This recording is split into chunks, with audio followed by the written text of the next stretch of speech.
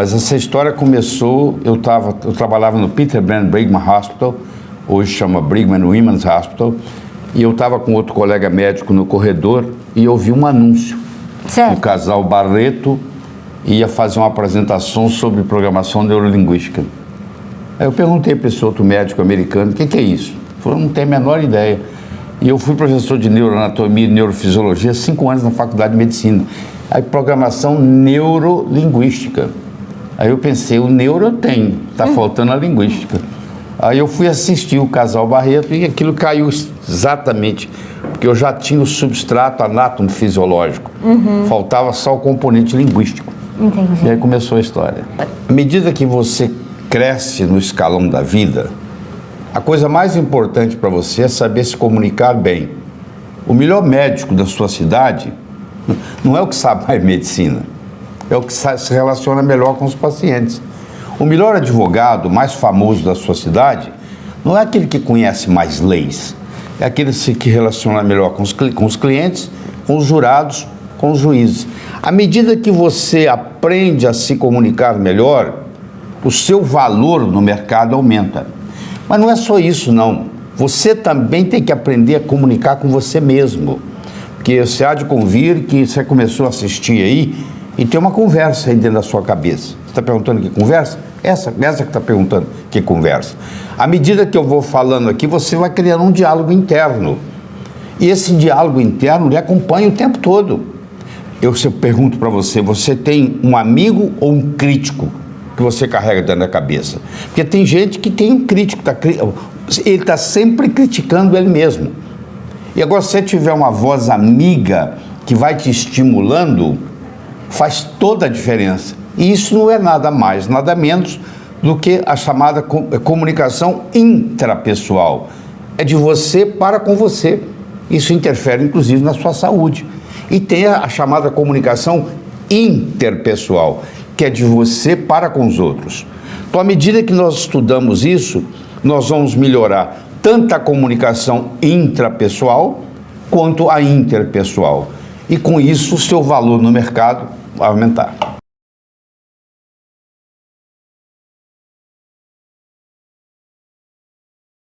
Existe hoje uma disciplina nas faculdades de medicina, infelizmente não chegou ao Brasil, que se chama psico-neuro-endócrino-imunologia.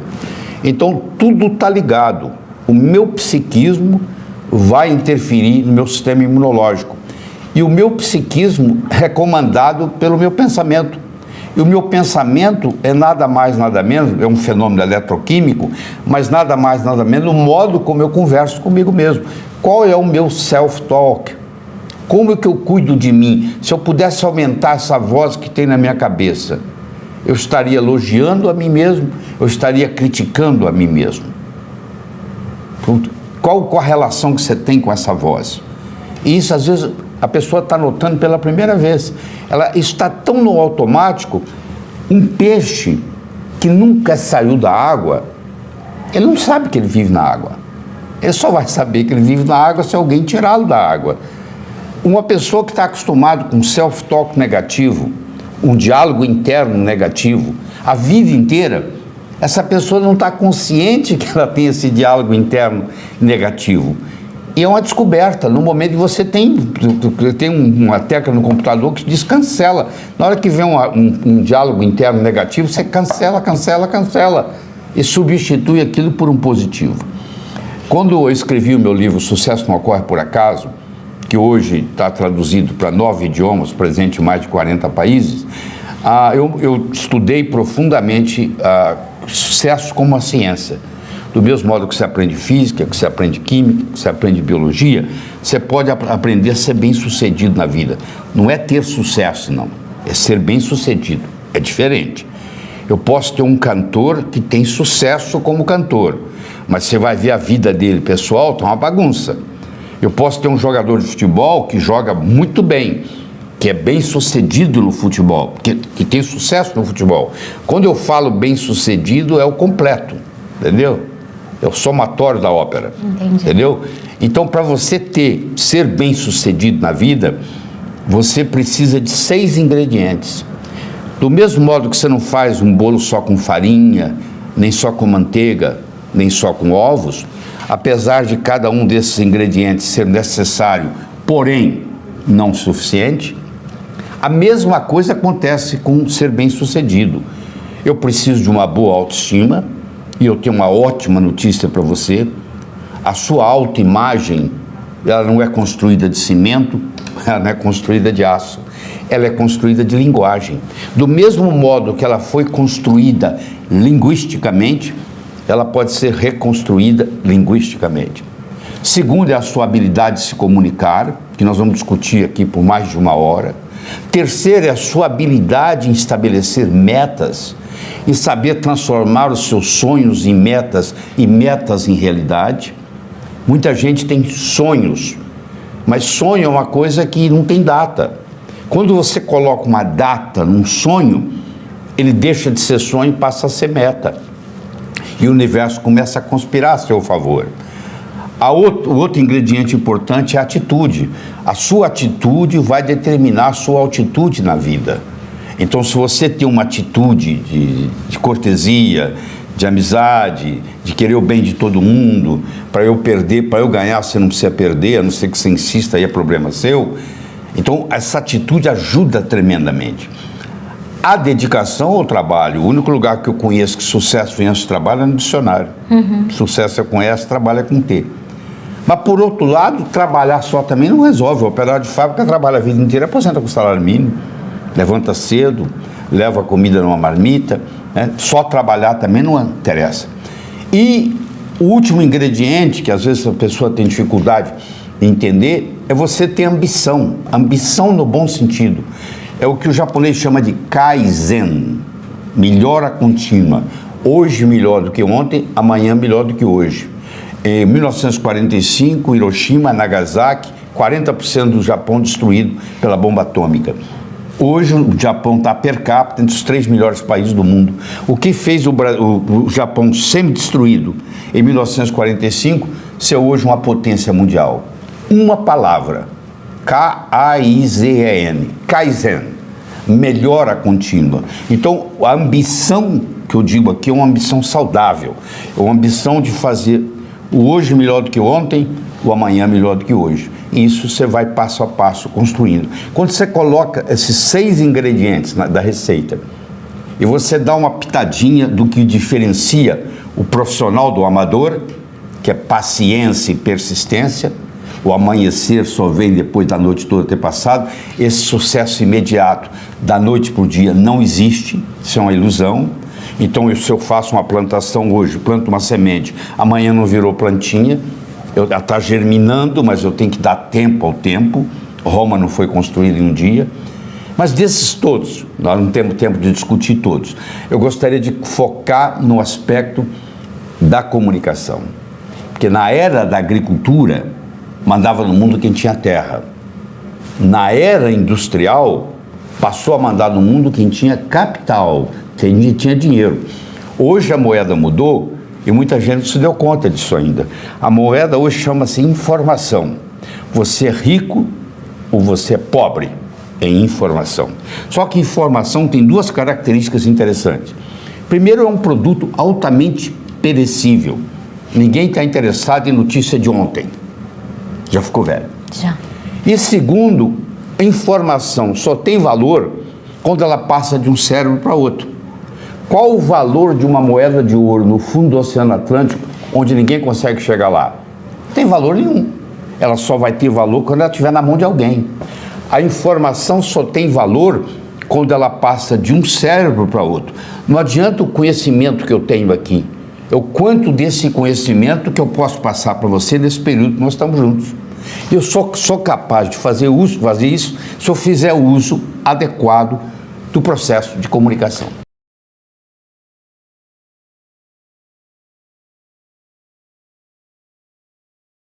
É a capacidade em fazer distinções. Se você é capaz de fazer distinção mais do que eu num certo território, nesse território você é mais inteligente que eu. O Alasca tem 49 nomes para neve. 49 nomes. Olha isso. Porque tem uma neve desse jeito, neve daquele jeito. No Brasil, neve é neve. Se eu vivo no Brasil, eu não preciso me preocupar com os 49 tipos de neve. Mas se eu vivo no Alasca e quero sobreviver, eu vou ter que pegar essa distinção. Eu vou ser mais inteligente no que diz respeito. O professor Howard Gardner, professor de linguística de Harvard, ele fez um estudo profundo e mostrou que nós, seres humanos, temos 7 inteligências básicas: a verbal, a matemática, a musical, a espacial, a corporal, a intra e a interpessoal. Então nós poderíamos passar horas e horas discutindo cada uma delas, mas não é a finalidade de hoje. Então você viu que eu deixei por final a interpessoal, que é a comunicação de você com os outros, entendeu? Que nós somos animais sociais. Ninguém vive sozinho. Se você tiver uma ideia brilhante aqui agora, a primeira coisa que vai vir na sua cabeça é com quem que você vai implementá-la. Não é verdade? Então, na mesma hora, a gente pensa num outro ser com quem a gente vai implementar essa ideia. Então, nós somos, por natureza, animais sociais. E isso faz uma diferença muito grande. Então, nós temos que aprender a fazer distinções na área da comunicação. Só que isso não é ensinado na sua mesa de jantar em casa, isso não é ensinado nas escolas, você acaba virando um autodidata, aprendendo a se comunicar e convencer os outros. Mas por trás de tudo isso existe uma ciência. Eu gosto de fazer a comparação da comunicação com a odontologia. Olha como é que faz direitinho. Todo brasileiro que eu conheço, que mora nos Estados Unidos e tem condição financeira, ele quer vir tratar de dentes no Brasil. É verdade. Por quê? Porque o dentista brasileiro tem uma destreza manual melhor do que o americano. Apesar da tecnologia é americana, mas odontologia não é só tecnologia, tem a parte estética. Tem a parte artística, como é que vai ficar o dente, como é que vai ficar o restaurado, como é que vai ficar aquela coroa. A comunicação é a mesma coisa. Tem uma parte científica, que hoje a neurociência cada vez mais desenvolve, tem inclusive hoje o que nós chamamos de neuromarketing, e tem a parte da habilidade da pessoa. A pessoa nasce com aquela habilidade sem nunca ter estudado e domina o público. A boa notícia que eu tenho para você é que ninguém vai num berçário e diz assim, aquele ali vai ser bom comunicador, aquele não vai, aquele vai. A comunicação é uma coisa que você desenvolve com o passar da vida. Agora, se você nunca se interessou por isso, você vai estagnar. E hoje é um dia de despertar, você vai começar a escutar isso aqui, daqui um pouquinho eu vou começar a te dar orientação de livros que você vai poder procurar e de repente você vai explorar uma nova área. Porque você vai ver que a pessoa que ganha, o político que ganha eleição, ele comunica melhor, por isso que ganhou a eleição, entendeu? O médico que tem mais clientes é porque ele se comunica melhor, o advogado, mesma coisa. Então você vai vendo que o que faz a diferenciação, a diferença que faz a diferença é você ser ou não um bom comunicador, e isso pode ser aprendido. Existem alguns fatores, alguns pilares básicos da comunicação que, como a maioria não sabe, se você consegue fazer distinção desses pilares, você já está na frente dos outros, entendeu? A diferença fica muito rápida. Então, em pouco tempo, você nota uma diferença. Por exemplo, vão 15 pessoas para uma entrevista de emprego, só tem uma vaga. Quem é que vai ganhar? Quem que vai ser contratado? A pessoa que soubesse se comunicar melhor. Mais ou menos eles têm os mesmos currículos, etc. e tal. Onde é que está o diferencial? O diferencial está na habilidade de se comunicar. E a pessoa pode aprender isso e ir lá e fazer, entendeu? Você tem que ter uma saúde física, uma saúde mental, uma saúde emocional e uma saúde espiritual. Certo. É um conjunto de coisas. Tem gente que está emocionalmente abalado. Isso reflete no físico. Tem gente que não consegue se comunicar com si mesmo. Entendeu? O self-talk, o diálogo interno está comprometido. Isso repercute diretamente no sistema imune. E o sistema imune é a espinha dorsal da nossa fisiologia. Por que 10 pessoas entram numa sala, 2 gripam e 8 não tem nada. O vírus estava lá para todo mundo, porque aqueles 8 tinham um sistema imune mais resistente. Por que tem gente que come a mesma coisa numa família, um pega câncer, outra não? O componente psicológico é muito importante. Isso está mais do que publicado hoje, tá? A mulher perde o marido e 2 anos depois tem câncer de mama. Certo. Ou separa do esposo e 2 anos depois tem câncer de mama. Aí, sempre a gente pergunta assim, ó, quando você vê um paciente com câncer, você pergunta assim, o que aconteceu com você emocionalmente nos últimos 2 anos? Você perdi um filho. Aconteceu sempre alguma coisa, entendeu? Que contribui. Pode ser até que se tivesse tudo certinho, aquilo seria só um baque. Certo. Mas quando combina, a causa do câncer é multifatorial. Certo. E uma delas é a que contribui, é o modo como você se comunica com você mesmo. Quando você encontra uma pessoa pela primeira vez, isso tem estudo mostrando, os primeiros 3 a 4 minutos, você vai tomar uma decisão com relação a essa pessoa. Se você vai gostar dela, se você não vai, se você vai confiar nela, se você não vai. Então, todas as vezes que você está prestes a ir num lugar onde você vai conhecer alguém pela primeira vez, eu recomendo que você imagine que tem uma câmera te filmando e o monitor está lá na mesa da pessoa que vai lhe receber. E aí você está tudo monitorando como é que você tratou o ascensorista, como é que você tratou a secretária. Você imagina se você é rude, mal educado com a secretária. A secretária chega lá dentro, fala com o chefe dela assim, tem um mal educado aí fora te esperando. Pronto, a sua reputação chegou antes de você. Entendeu? Então isso é muito importante. Você trabalha com vendas, então, você tem que fazer o seguinte, você tem que ver como é que vai ser a minha primeira impressão, a primeira impressão que eu quero deixar. Porque você pode escolher, porque primeiro a pessoa tem que te comprar. Para ela comprar a sua ideia, ela tem que comprar você. Se ela não comprar você, ela não compra a sua ideia. Você entendeu? A pessoa vai ficar escutando e procurando desculpas para dizer que você não está falando certo. Então, essa primeira impressão, ela vai ficar para sempre. Se você passa uma impressão de desonesto, você pode praticar honestidade o resto da vida, mas aquela pessoa vai achar você desonesto. Então, você nunca tem uma segunda chance de causar uma primeira boa impressão. Nós somos animais de hábitos. Se você filmar alguém, você vai ver que ele senta na mesa para tomar o café da manhã, ele encosta a xícara nos lábios 19 vezes. Um exemplo. Amanhã vai ser 19. É mais ou menos igual. Ele sai, ele para nos mesmos semáforos, ele cumprimenta as mesmas pessoas, ele entra no piloto automático. Isso ajuda em grande parte, porque você não precisa ficar pensando em nada, tá? Mas, por outro lado, como o mundo hoje é rápido, nós vivemos num mundo que se caracteriza por ser muito rápido, um mundo muito instável, né? Com a mudança constante. Então, nós precisamos estar constantemente, eu digo, nós temos que mudar para permanecer. Esse é o slogan que eu uso. Se no mundo que você vive hoje, um mundo complexo, veloz e incerto, eu digo que o mundo de hoje se caracteriza por 3 palavras: complexidade, velocidade e incerteza. Não interessa onde você mora. A sua cidade hoje, onde você mora, é muito mais complexa para viver do que era 20, 30 anos atrás. A complexidade aumentou. A velocidade aumentou. Você está aí na internet, hoje é a velocidade da internet. E a incerteza, de repente, uma coisa que você nem imaginava vai acontecer, né?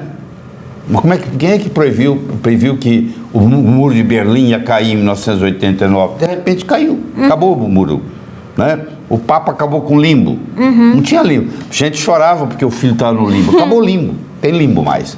Então a incerteza é constante. Então esse negócio de fazer planejamento, antes as empresas faziam planejamento para 1 ano, a curto, a médio e a longo prazo. Hoje não existe mais a longo prazo. De repente o dólar subiu.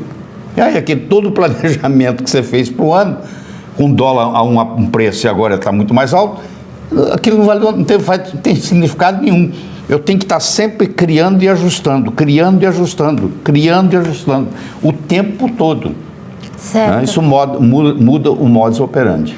E isso faz com que sair da zona de conforto também não seja algo tão perigoso, mas até desejável, doutor? Então, mas nós queremos coisas que sejam convenientes, confortáveis e conhecidas. São os 3 Cs do conforto. Conveniente, confortável e conhecido. Só que as grandes transformações, elas ocorrem fora da zona de conforto. Então, quando eu dava o curso de sintonia, eu fazia assim, a pessoa só podia ir se ela estivesse disposta a compartilhar o quarto com alguém. Você imagina, eu quero um quarto sozinho, isso não tem. Você vai ter que compartilhar com alguém, faz parte da dinâmica. Quer dizer, mas tem muitos anos que eu não faço isso, você vai fazer. Eu tirava a pessoa do conforto. Ao invés de eu ir até 11 horas da noite, eu ia até as 3 da madrugada. E as grandes transformações ocorriam depois da meia-noite, onde o cérebro direito está atuando ainda e o cérebro esquerdo está cansado. Então a mente crítica está ali. Quando ela cansa, eu faço os grandes breakthroughs. Então, quando toda grande transformação que ocorrer com você, vai ocorrer fora da zona de conforto. Se você mantém a zona de conforto e você tem conveniência, conforto, tudo conhecido, você não tem as grandes transformações, elas não ocorrem. E é neste sentido, doutor, que o senhor também diz que é importante você saber que não sabe? Isso, para a saúde, é essencial, né, doutor? Se você sabe, mas não sabe que sabe, é como se você não soubesse.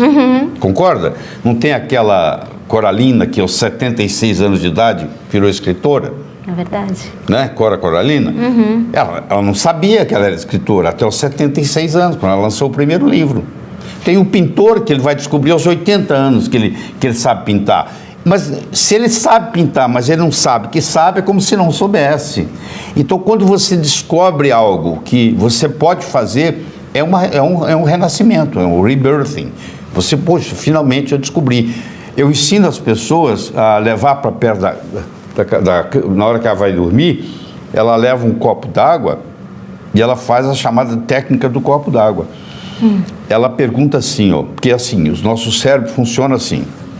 Tudo aquilo que você vivencia nos últimos 20 minutos antes de dormir, rumina no seu cérebro a noite inteira. Certo. Se você brigar com seu marido e dormir brigada, você vai brigar com seu marido a noite inteira. Você pode até brigar, mas na hora de dormir tem que fazer as pazes. Entendeu? E tudo aquilo que você pergunta para o seu cérebro, porque nós dormimos em média 8 horas por noite. Então, se você que está me assistindo tem 30 anos, você passou 10 anos dormindo. Verdade? 1/3 da vida você passa dormindo. Tem gente que até mais, né? 1/3 da vida você passa dormindo. Você já pensou que bonito você aprender a colocar o seu cérebro para trabalhar para você enquanto você está dormindo? Olha o quanto que isso vai alavancar a sua vida. Então eu ensino a técnica antiga, milenar, do copo d'água. Eu faço a pergunta que eu estou querendo resolver hoje à noite: como é que eu vou fazer essa decisão amanhã? E eu tomo um pouquinho de água. Vou tomar também. E esse copo fica lá na cabeceira, lá no criado mudo. Amanhã eu acordo, vou lá, tomo outro golinho d'água. O meu cérebro faz uma conexão entre a pergunta e a resposta. É o que o Ivan Pavlov mostrava, que é um reflexo pavloviano. Eu fiz a pergunta, tomei um golinho d'água. Quando eu tomo outro golinho d'água amanhã de manhã, eu desencadeio a resposta que o cérebro trabalhou. E é impressionante. Às vezes você está tomando café da manhã, às vezes você está dirigindo para o trabalho, de repente a ideia vem. Então eu ensino as pessoas a descobrir qual é a finalidade de vida. Qual é a sua finalidade de vida? Para que você nasceu? Eu, sei lá, 30 e tantos anos atrás, fazendo essa técnica, eu descobri transformar as pessoas de uma forma alegre e poderosa, com amor e sabedoria. Todas as vezes que eu alinho as minhas metas com essa finalidade de vida, que nunca vai terminar, ela só termina o dia que eu morrer, que isso aqui é mais ou menos assim a analogia que eu faço. Se você está em Nova York e você quer ir para Chicago, você fala, eu estou em Nova York, quero ir para Chicago. Você viaja para Chicago. Agora, se você está em Nova York e você resolver dirigir oeste, você vai passar por Chicago, você vai passar por Los Angeles, você vai passar por Sydney, na Austrália, você vai embora, você vai voltar para Nova York, porque a Terra é redonda. Então você nunca chega oeste, Sempre tem o oeste para você ir. Você pode ir para Chicago, você pode ir para Los Angeles, você pode ir para o Havaí, você pode ir para a Austrália. São metas. Mas se você está viajando oeste, você não termina, nunca, porque sempre tem o oeste para ir. A finalidade de vida é a mesma coisa. Eu não termino ela, só o dia que eu morrer. Então a minha finalidade de vida é transformar as pessoas de uma forma alegre e poderosa, com amor e sabedoria. Isso veio da minha cabeça, do jeito que eu estou ensinando aqui. Eu fiz isso, sei lá, uns 20, 30 dias seguidos, e de repente eu estava tomando café da manhã e isso desceu.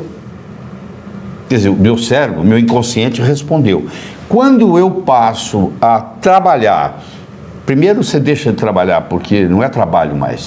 Quando você está na sua missão de vida, você está de férias. Você não sente que você está trabalhando. Segunda-feira passa a ser o melhor dia da semana. É muito simples, você pergunta para uma pessoa assim, qual o melhor dia da semana? A pessoa falar que é sexta-feira, essa pessoa não está coerente com a sua finalidade de vida. Porque a pessoa que está coerente com a finalidade de vida, ela quer começar de novo. Aí você fala assim, mas vai mudar o quê? Eu falo, muda tudo.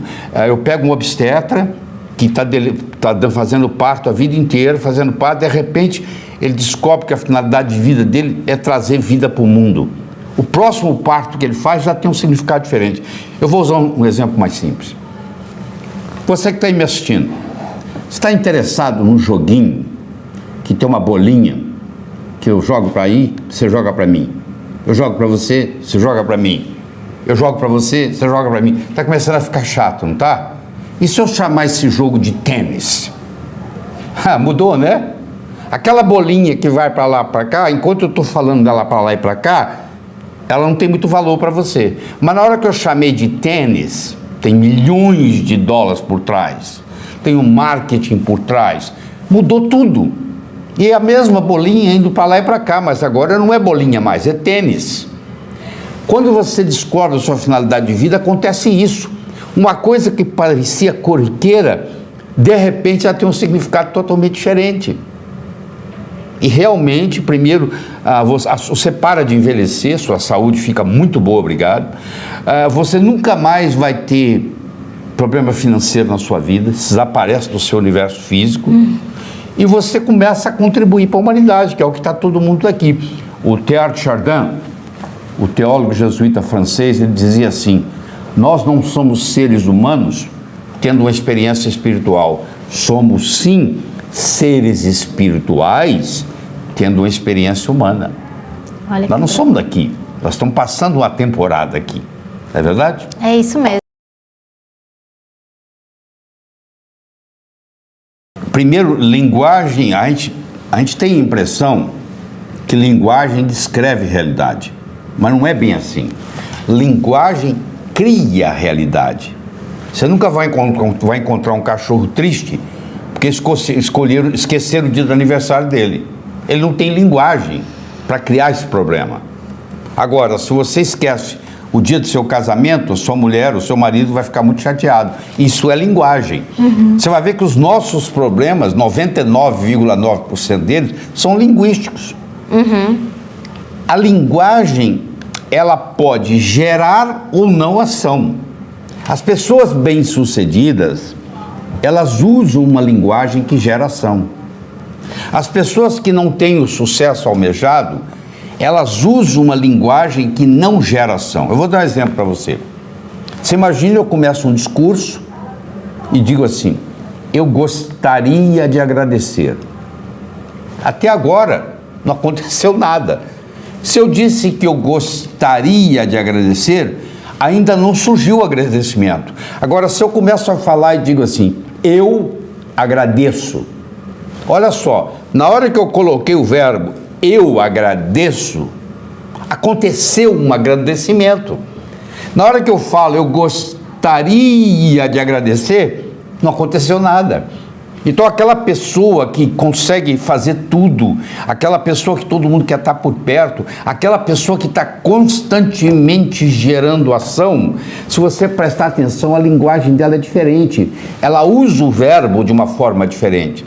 E o bacana é que agora que você aprendeu isso, se você, ao invés de falar eu gostaria de agradecer, você fala eu agradeço, e você para de conjugar o verbo no condicional e passa a conjugar ele no presente, porque é no aqui e agora, aliás, é o único que tem, não interessa onde você estiver, é aqui, não interessa que hora for, é agora. Você já percebeu que você vive num eterno, a vida é um eterno aqui e agora?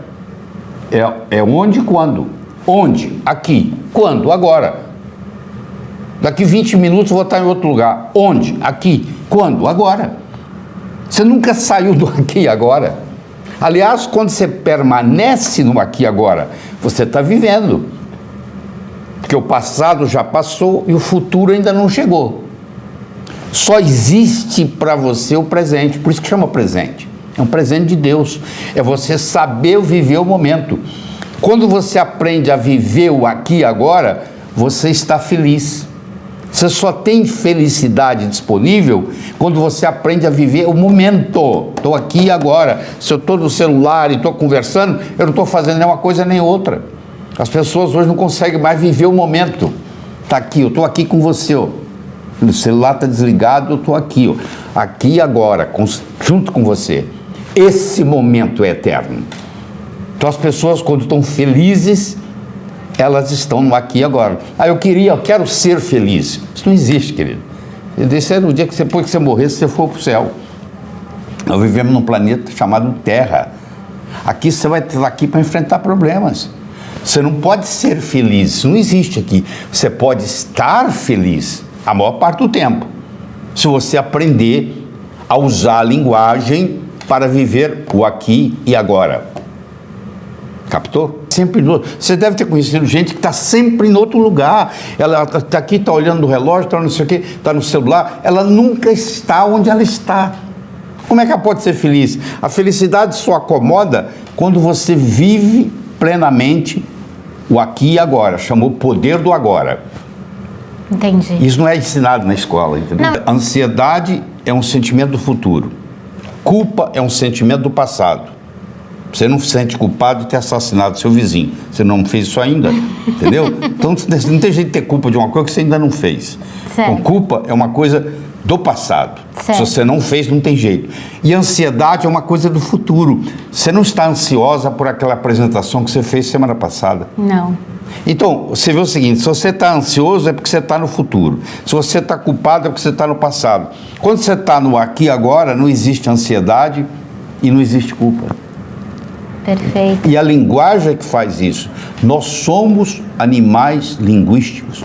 Linguagem nos diferencia dos outros seres e nos faz humanos. O que fez o Homo sapiens foi que o cérebro foi evoluindo, chegou um momento na evolução, sei lá, alguns dizem que é 250 mil anos atrás, que o cérebro cresceu numa complexidade que foi capaz de acomodar a linguagem.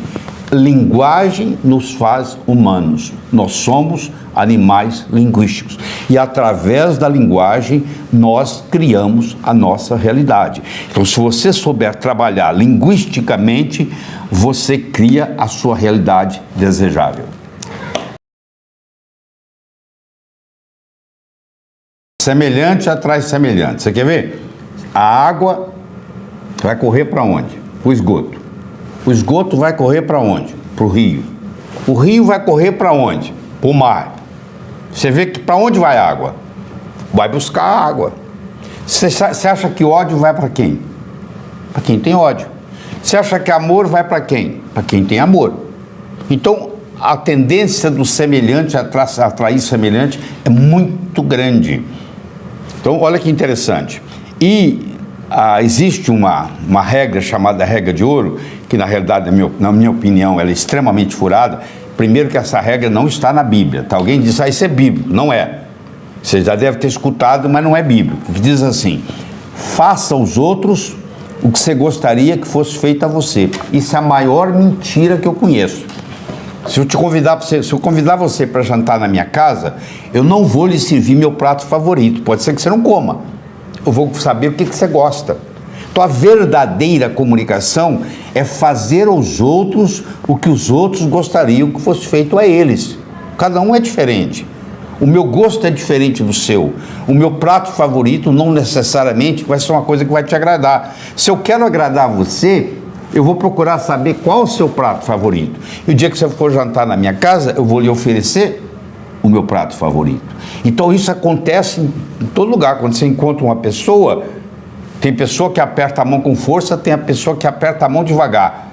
Bom, eu vou ver qual a sua intensidade de aperto de mão e vou, se estiver tocando samba, eu vou dançar samba, se estiver tocando bolero, eu vou dançar bolero. Eu vou fazer de acordo com a música, de acordo com a pessoa, o interlocutor que eu estou conhecendo. Então, essa história de eu encontrar o interlocutor onde ele está, faz toda a diferença.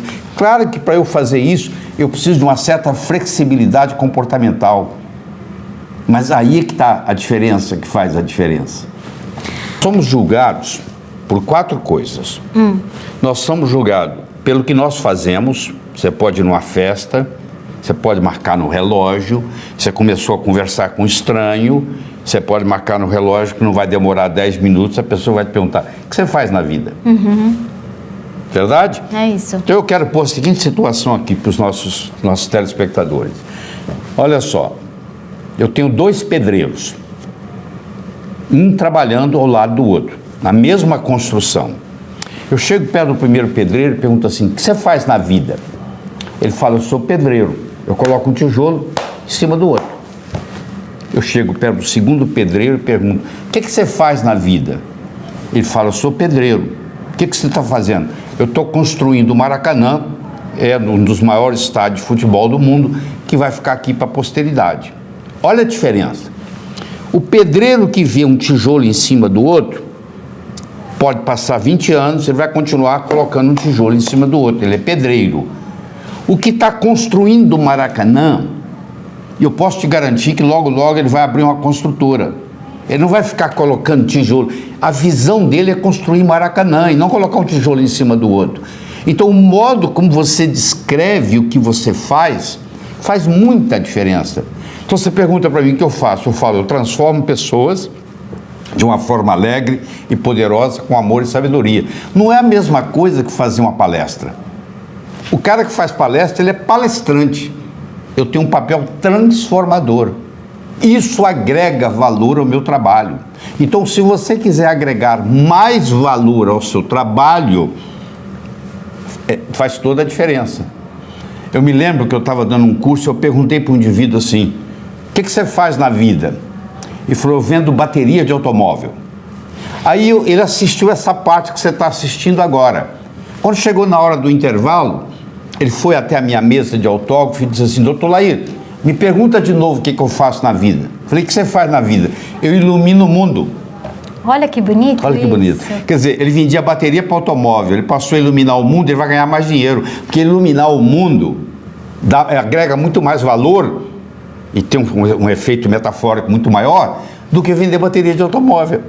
Então, se eu pergunto para você, que está aí me assistindo, o que você faz na vida, você tem que ter um script pronto, que o modo como você responder vai agregar valor à sua profissão.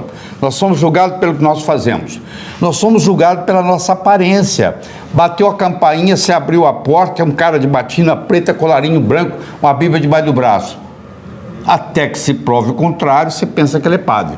Você está dirigindo na highway e de repente você olha no retrovisor, tem um carro escrito polícia, ele está piscando, pedindo para você parar. Pode ser que seja até um ladrão que está vestindo um carro de polícia, mas você vai pensar que é polícia. Não é essa a primeira reação que você tem? Não é verdade? É isso mesmo, doutor. Então olha só. Primeiro é o que você faz. Segundo é a sua aparência. Mas não é estar bem vestido, não. Aí que a pessoa não entende. É estar adequadamente vestido para a ocasião. Certo. Eu sou advogado, vamos supor que eu seja advogado, que eu defendo uma multinacional e os operários estão em greve. E eu vou representar essa multinacional no sindicato deles. Eu não vou chegar lá de Rolex, de abotoadura de ouro, de gravata. Não, eu vou deixar meu Rolex em casa, vou tirar a abotoadura, vou tirar o paletó, vou tirar a gravata, vou arregaçar a manga da camisa, vou abrir ela por 2 primeiros botões, vou passar no bar, vou comprar 2 chicletes de bola e vou chegar lá mascando. Se eu quero jogar no Flamengo, eu não posso entrar em campo com a camisa do Fluminense. Se eu quero servir exército, Eu não posso aparecer lá com o uniforme da Marinha. Entendi. Então, o negócio não é estar bem vestido, é estar adequadamente vestido para a ocasião. Isso que a pessoa não percebe. Você imagina eu indo para a praia desse jeito aqui, ó. Completo. Não seria inadequado.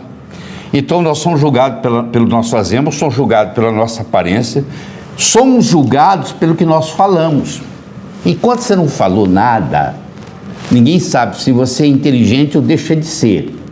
No momento que você falou e falou besteira, uma palavra falada, uma oportunidade perdida, uma flecha lançada, não tem volta. Então você tem que morder a língua, porque às vezes você dá vontade de falar uma coisa, mas depois que você falou, não tem jeito de voltar. Então, se você está numa situação que você não domina, é preferível, por isso que a gente tem 2 ouvidos e uma boca.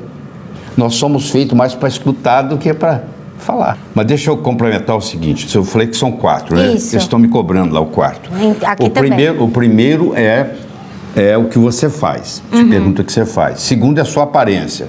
Terceiro é o que você diz, mas o 4 é o mais importante de todos. É como você diz o que você diz.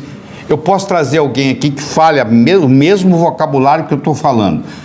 A entrevista pode ser muito melhor ou muito pior. Porque não é só o que eu estou falando que está contando, é como eu estou falando o que eu estou falando. Tem um ditado que diz assim, ó, o cantor é mais importante do que a canção. Se você é fã do Roberto Carlos e ele canta uma música que toca o seu coração, aquela mesma música cantada por um cantor que você não gosta, não vai ter o mesmo resultado. Entendi. Você entendeu? Então, uma coisa falada por alguém que tem empatia é totalmente diferente do que por outro que não tem. Então, nós somos julgados pelo que fazemos, pela nossa aparência, pelo que dizemos e como dizemos o que dizemos.